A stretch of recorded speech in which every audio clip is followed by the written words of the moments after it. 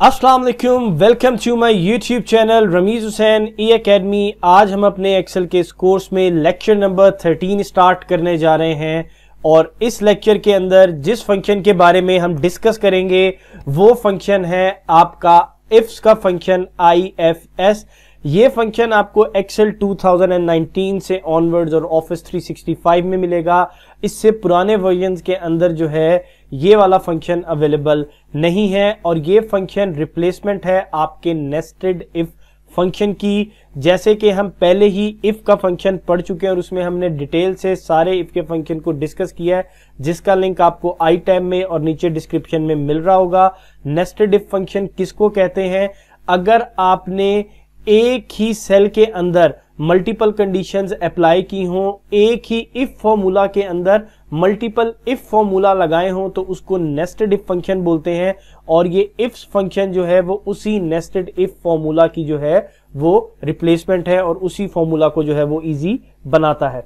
तो आइए अपना आज का लेक्चर जो है वो स्टार्ट करते हैं। जैसे कि आपको यहां पे एक एग्जांपल नजर आ रही है कि आपको सेल एजेंट के नाम दिए हुए, उनकी क्वार्टरली सेल दी हुई है, कमीशन, और साइड पे आपको कमीशन क्राइटेरिया नजर आ रहा है कि अगर सेल 1,50,000 से कम है तो 0 कमीशन है, अगर 1,75,000 से कम है तो आपका 5% कमीशन है, इसी तरीके से 2 लाख से कम है तो 7%, और अगर 2 लाख और उससे ज्यादा की सेल है तो आपका कमीशन जो है वो 10% है। सबसे पहले हम आपके कमीशन को जो है वो आपके इफ फॉर्मूला के जरिए कैलकुलेट करते हैं और उसके बाद हम इसको इफ्स फॉर्मूला के जरिए कैलकुलेट करेंगे ताकि आपको दोनों में जो है वो एक डिफरेंस समझ आ जाए और इफ्स फॉर्मूला की इंपॉर्टेंस भी आप लोगों को पता चल जाए। तो आइए अपना जो है वो फॉर्मूला लगाना जो है वो स्टार्ट करते हैं। सबसे पहले यहां पे हम लगाते हैं इफ। ये हमारे पास सिंटेक्स खुल गया है। पहला लॉजिकल टेस्ट हमारा क्या है कि अगर ये सेल स्मॉलर देन हो 1,50,000 से, देन आपको जो वैल्यू दिखाए वो दिखाए 0, कमीशन होगा आपका 0।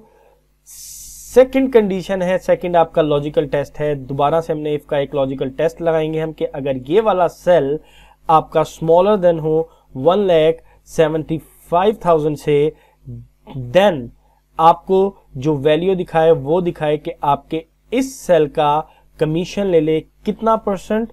5%। यहां पे 5% कमीशन ले ले। फिर हम आपका इफ का फॉर्मूला लगाएंगे कि अगर आपका ये वाला सेल जो है ये स्मॉलर देन हो 2 लाख से, देन आपका जो कमीशन हो वो इस सेल का 7% कमीशन हो। अब आपकी जो है वो लास्ट कंडीशन लगेगी, फोर्थ कंडीशन के अगर आपका ये वाला sale greater than and equal to 2 lakh हो, देन आपका कमीशन जो है इस सेल का, आपका कमीशन इस सेल का जो है वो 10% हो। और यहां पे जो है हमारी कंडीशन खत्म हो गई। अब हमने यहां पे आप देखेंगे 4 इफ की कंडीशंस लगाई हैं, तो 4 ही ब्रैकेट्स जो है हम क्लोज करेंगे। हमने चारों ब्रैकेट्स को क्लोज किया। आप देखें 4 इफ की कंडीशंस और चारों ब्रैकेट्स को जो है वो हमें क्लोज करना पड़ा है। और यहां पे अब हम एंटर प्रेस कर देते हैं। इस फॉर्मूला को हम ड्रैग डाउन करके नीचे लेके आते हैं और देखते हैं कि क्या कंडीशन बनी है। देखें उसने जो है वो कमीशन जो है वो कैलकुलेट कर दिया है। अब यहां पे आपने देखा होगा कि हमने आपके 4 इफ की कंडीशंस लगाई और हमें 4 ब्रैकेट्स क्लोज करनी पड़ी। आइए अब इसी सेम एग्जांपल को जो है अपने इफ्स फॉर्मूला के जरिए जो है वो कैलकुलेट करते हैं। आइए अब हम देखते हैं, हमारे पास सेम एग्जांपल है लेकिन अब इस एग्जांपल को हम अपने इफ्स फंक्शन के जरिए जो है वो सॉल्व करेंगे। आए और लगाते हैं अपना इफ्स का फंक्शन। यहां पे हम लगाते हैं इफ्स का फंक्शन उसी तरीके से। अब हमारे पास यहां पे आपको लॉजिकल टेस्ट 1 लिखा हुआ नजर आ रहा है, फॉर्मूले का सिंटेक्स खुल चुका है। यहां पे अगर मैं आपसे ये कहता हूं कि अगर आपका ये सेल जो है वो स्मॉलर देन है 1,50,000 के, देन आपका कमीशन जो है वो आपका कमीशन हो 0। दूसरी कंडीशन आपकी ये है, अब मुझे दोबारा से इफ्स का फंक्शन यहां पे नहीं लगाना पड़ेगा बल्कि वो डायरेक्ट आपसे पूछ रहा है कि आपका लॉजिकल टेस्ट 2 क्या है।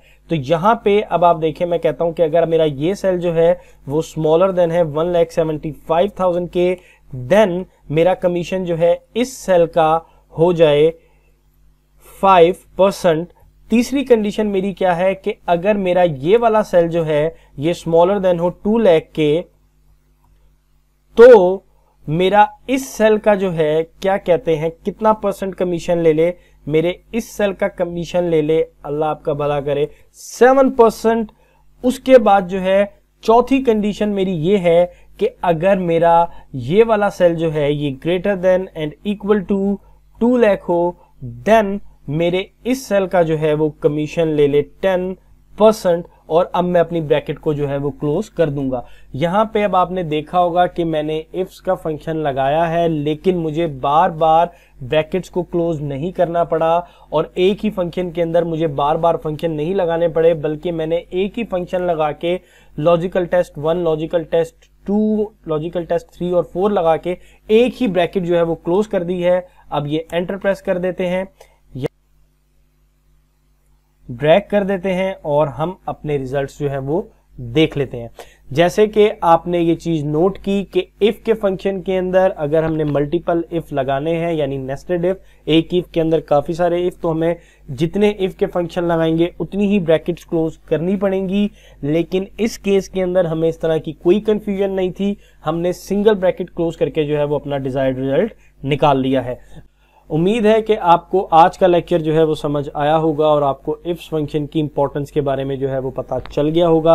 अगर आपको लेक्चर पसंद आया तो आप इस चैनल को सब्सक्राइब करिए ताकि मजीद आने वाली वीडियोस जो है वो आप तक पहुंच सकें और आप एक्सेल के मजीद नए फंक्शंस जो है वो सीख सकें। और इस वीडियो को लाइक एंड शेयर भी करिए ताकि ज़्यादा से ज़्यादा लोग जो है वो इससे फ़ायदा उठा सकें। मिलते हैं आपसे नेक्स्ट लेक्चर में, तब तक के लिए अल्लाह हाफिज़, अपना बहुत सारा ख्याल रखिएगा।